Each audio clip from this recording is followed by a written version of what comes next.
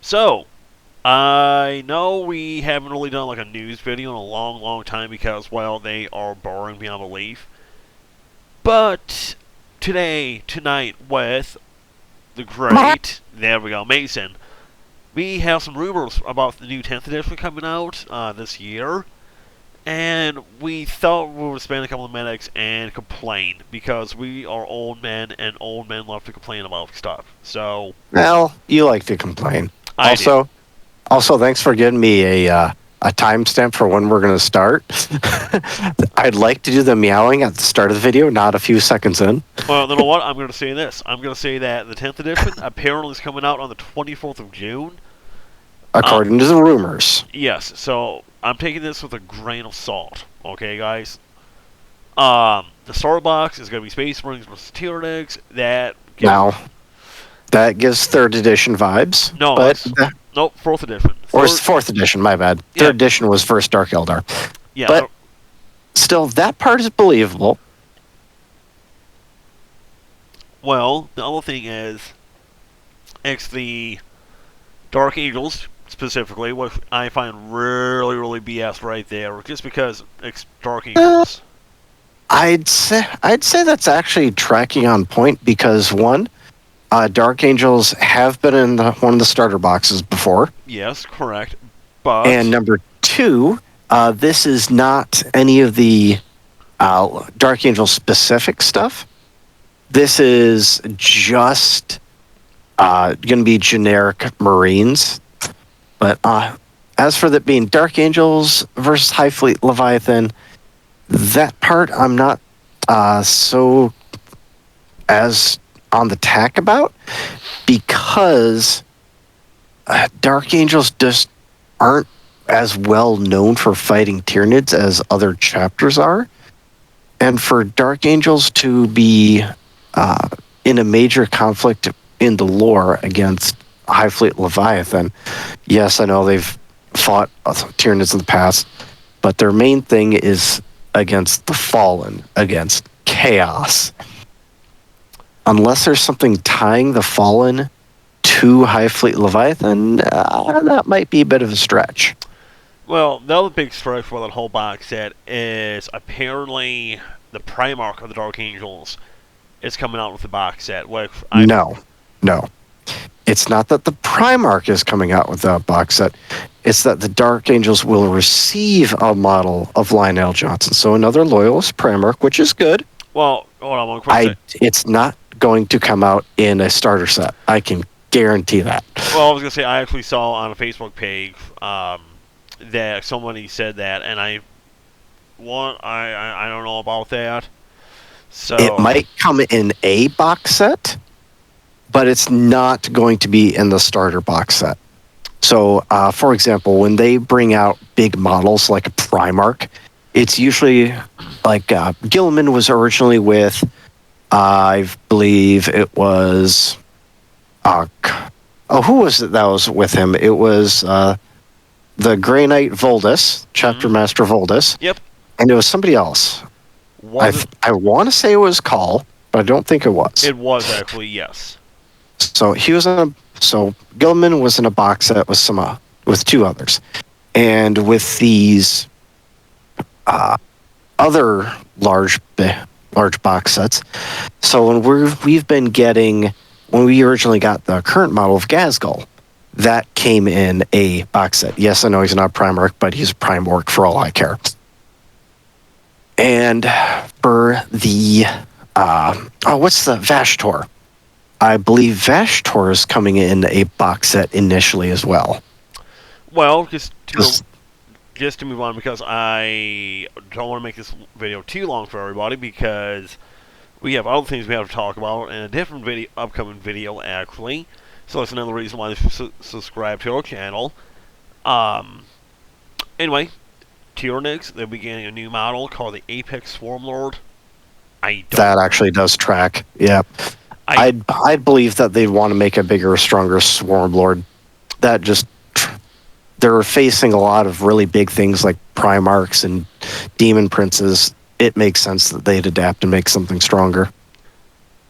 Okay, so I don't know about you, Mason. I don't know if you're reading the same green text that I am. Thank you for Jan. It's saying that narrative does not appear to be a time skip like previous editions. But expanding on events elsewhere, while in the Dominus Crusade battles, the Necrons led by the Silent King, the Arcs of Omen, the Lion will, let me continue reading, will be the first step in a long-form narrative chain that tying both galactic conflicts together. Now, I'm going to say this just real quick. I do like how they're expanding width-wise, not length-wise, if that makes sense.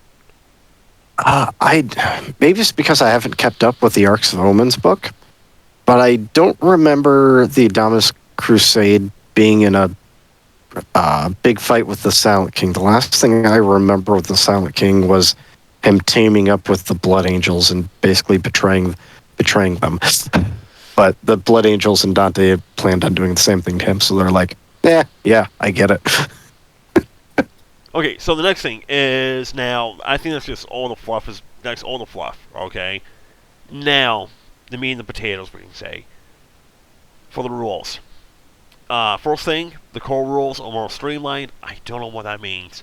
I think... Well, that could be a lot of things. It does lay out on a few bits later on here. Yes. But you could say that 40K has been getting more and more streamlined as the editions have progressed.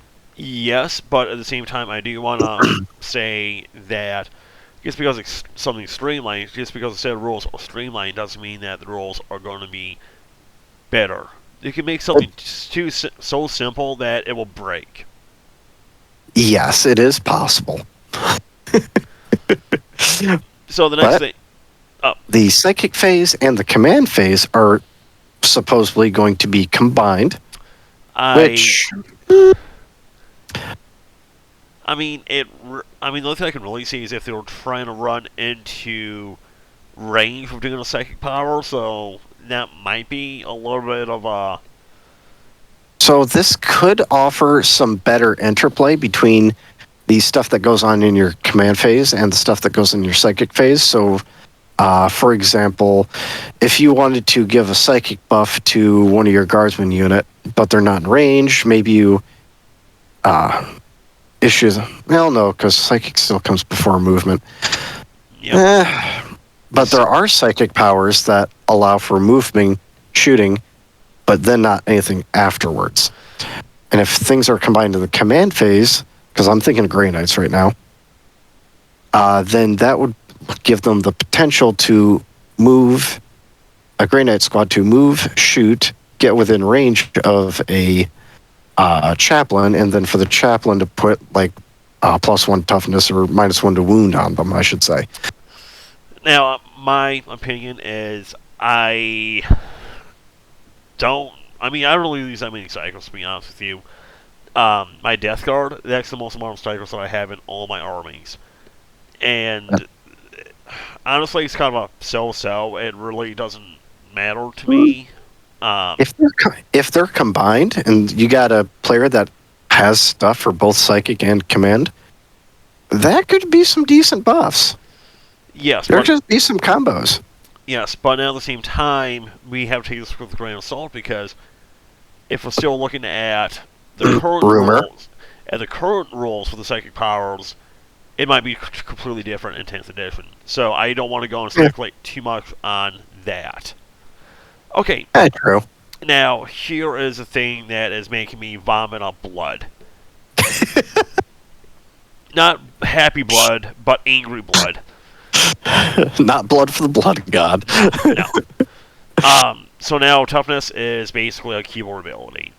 But no. Toughness is now only on data sheets on toughness is only on data sheets with a heavy armor keyword ability. It itself is not a keyword ability. So the example that's given is Terminators, Rhinos, and Dreadnoughts. Says that generic troops now only roll to hit when attacking and save when defending. So no more. So basically, no more rolling to wound against generic troop units. See, the problem I have with that, though, and I don't want to get too mucky in this because I want to try to make this quick, I've been playing since 3rd edition, okay? I have read a lot of the fluff. Granted, have I read some of the new books late in the past, like 2 years? I have not. But I want to say that I have a pretty good, solid understanding of the fluff, okay? Mm-hmm. I understand Oh, that. yeah. I understand there has to be a balance between fluff and game, okay? I don't like the idea that a bolt gun will have... It's effectively the las gun. Yeah. Yeah. I also don't like the idea that it is to kill a Gretchen. It's going to be just as easy to kill a Orc boy. Yeah, Orc Boy should be tougher. Granted, we don't know what will have the heavy armored keyword. I would assume pretty much anything with 3+ armor save. Yeah. Or 2+. Now, I do... So Space Marines might get, if this is true, Space Marines in general might get that, but just don't know for sure. To be honest with you... Now, I can see... Sorry, but I can see where they're kind of going with this because of a lot of the auto wound mechanics that have been getting pushed through various codexes. But at the same time, that's very far and few. I don't want to say it's some major influx of... Leagues of O10 all got it. Your guardsmen all got it. Not really the guard, but yet again, we will go through the guard stuff in another video, which is another reason why you should subscribe to our channel. I think it's the Arcadians, I should say. Yes. Yeah, it's pretty widespread among its troops. Anyway, I see armor penetration and invulnerable saves are supposedly unchanged. Okay, so that's one thing. Awesome. Crusade is being simplified and behaves closer to Age of Sigmar. I don't play Age of Sigmar. Paths of Glory. Yeah, neither of us do it, so neither of us particularly know what that means. But detachments, battle forging, stratagems, and CP generation have all been simplified or reworked, which I can definitely see the detachments idea, the battle forging could be simplified because there are times when it is simply restrictive. Yeah. And stratagems and CP, I actually thought these were starting to achieve a pretty good balance there. Now, so yet again, going back to my old man complaining, back in 3rd edition through like recently, it has been... I like the old way of having an army, 1 HQ, 2 troops. Then you can only have value of X all across the board, no matter what size battle it is, unless it's an apocalypse game. So I like if they went back to that, make it nice and simple. 1 HQ, 2 troops, and up to 6 of anything else. No, it was two HQs. It was up to 3 of anything else, pretty much. Yes. I'm talking like elites, heavy support, fast tech, correct. But in reality, it would be simpler and less restrictive if correct. They put it to like 0 to 6. Now, the next thing is, the game is supposed to be faster with smaller units and more emphasis on terrain. That reminds me of Kill Team. At the same time, though, a big part of Kill Team is the action point system, which I don't think is going to be put into 40K, because the action point system actually slows down the game, I found. Well, say when they say smaller units, like, is it going to be something more like, can we still be like the basic game's like 1,000 points, but a squad of like, like a squad of Space Marines is like double the amount of points? Do they make something like that? Or like... I don't think so, because they want to sell more models, and that would make people buy less. And especially less of the big stuff. Well, when they say smaller units, that's... what if they kind of explain that a little bit more? Okay. If anything, the way I could see that is what they did in the Demons Codex, where... it used to be like a lot of your main core demons like Bloodletters and Demonettes. used to come in, I believe it was like 20 or 30 were in the max. I think it was 30. And now they can only come in squads of 10. Now, they got to keep in mind, though, just real quick. For a long, long, long time, Chaos Space Marines, they're quote-unquote tactical Marines. They can get them, the basic guys, they can get up to a squad of 20 back in the day. But Now? No, for a while. And now? Up to 10. Yep, so what they're probably going to do is they're probably just going to take what they give you in a box and say, that's your maximum. Correct. That's your squad size. Okay. They did that with, particularly with the Dark Reapers. Because you can only get them in squads of 5 now. Okay, so the next thing is there will be different sized trains depending on how big the game is. We, with our battle reports, we do... we kind of like it heavy. It's more like we do what we want because F it, because we can. So, the core rules will be free online with 2 variants. Honestly, Narrative and competitive. As of right now, they do offer some, but not all, of the core rules for free online and on their app.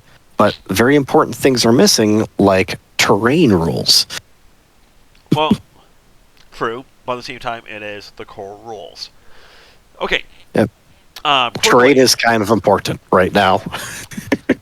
okay, so moving on. There is 2 new codexes, the Dark Admech and the new Xenos. I honestly don't know. I can see the Dark Admech. I can see a Dark variant coming up. It's probably just going to be more choppy than shooty compared to the regular. New Xenos race, we just don't know what that would be at this point. If anything, I would suspect it to be, I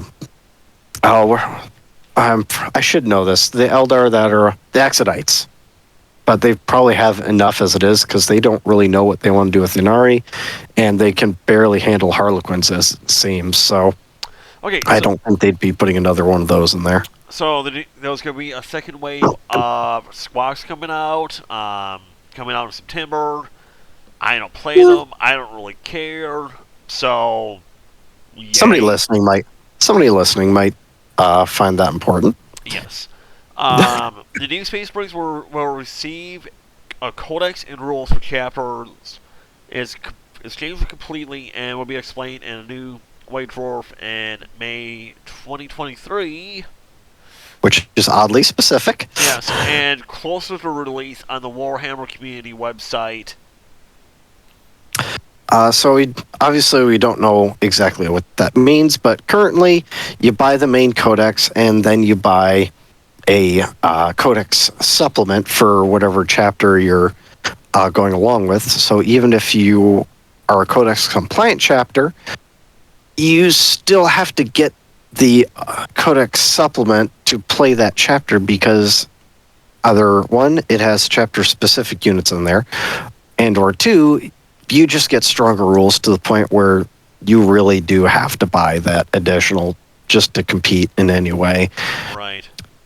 Okay, and last but not least, they are getting rid of a range of texture paints and will be replaced with new paints. I don't really use the texture paints at all. I use other hobby paints and stuff like that. I use quite a few of their texture paints, especially for my bases. I do find this rather important, honestly. Now, for how I paint. Now, I do see a lot of people, they do use the texture paints for bases and stuff like that. They might be like redoing it from scratch, but I don't know. Because the rumor says the new material is intended to be another contrast paint style to quickly allow beginners in a partnership with Screen Products Limited. Never heard of those guys. Neither have I, but it'd be a good time to look them up later. Okay, so just to wrap this up, Mason, what do you think about these rumors? While this does come from a reliable source and does make very, very specific claims, I still am not. I'm still not convinced. Just because of something as radical as the toughness being changed and basically the roll to wound going away against generic troops, I highly doubt that portion. Highly doubt it. But if it does come, if it is true, I would rather at least try it out for a few games to see if I like it before I make my judgment. Wasn't it? Mm-hmm. Okay. That's it. For me, honestly, I want to say it's BS. I think it's just because the Guard Codex just came out, and the Guard Codex was only going to be good for like 3 months, 4 months. Now the reason why he's saying that is because if toughness would become basically irrelevant, then it would this new rule set that is proposed here with these changes would require an index system, kind of like I forget if it was 6th or 7th edition. I think it was 8th edition actually. I don't think it was 8th. If we were still playing at Pandy. Okay, but basically what's going to happen? It was when Inari were first released. Well, it was first. That was a long time ago. Holy crap! But I mean, anyway, yeah, I was going to say, like, I think they had in that time they gave months of heads up, months, not just 3 or 4, but like 6 months of heads up that warning players, hey, we're going to be going to indexes. Your codexes aren't going to be valid anymore. They gave a good heads up at that point. Well, I want to say with this rumor, it's not that far. So I'm going to say 2 quick things, and I'm going to wrap this video up. Okay? So I think these rumors, I think it's going to be either GW just post this, just to feel out what the community, like Warhammer community, says about these rules. Okay? From what I've seen online, it seems like there's some people who are like, "Oh my God, no more toughness! This is awesome," while a majority of people are like me, saying, "I think that would be quite silly to get rid of toughness." So, I guess I'd be even a smaller sect going, I'll try it out. I mean, I'm still going to try it out because after spending thousands and thousands of dollars on these stupid models, I'm not going to just give up just because of this. But the other thing I think is, if it's not like a GW PSYOP kind of conspiracy kind of bull thing, I think it's just, I think I can kind of see everything being reasonable, except the toughness thing.